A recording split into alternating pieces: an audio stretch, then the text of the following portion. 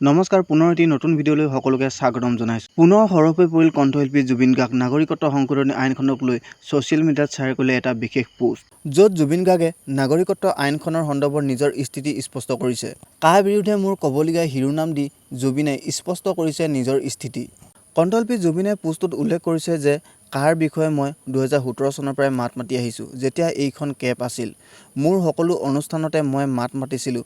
কা বিৰোধী আন্দোলনতো মই লাগিছিলোঁ। কা আইনৰ ক্ষেত্ৰত মোৰ স্থিতি এতিয়াও একেই। মই কা নামানো। এইখন এখন অদৰকাৰী আইন।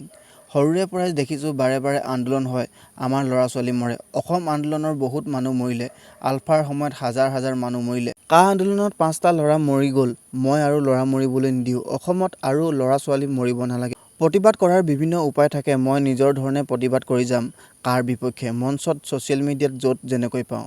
লগতে জুবিনে উল্লেখ কৰে যে চৰকাৰে জোৰ জবৰদস্তি কৰি কা আনি হুলস্থুল কৰিলেও অসমৰ মানুহে মনৰ পৰা কোনেও কা মানি নলয়। কা কেতিয়াও সফল হ'ব নোৱাৰে। সেইবাবে অদৰকাৰী হাল্লা কৰি লাভ নাই। অসমত হিন্দু মুছলিম নচলে। অসমৰ মানুহ অসমতে থাকিব, ভাৰতৰ মানুহ থাকিব। বাহিৰৰ মানুহ আনি লাভ নাই, চিধা কথা। অৱশেষত জুবিনে উল্লেখ কৰিছে যে আমি জিকিমেই, কা বাতিল হ'বই, কা কেতিয়াও সফল হ'ব নোৱাৰে।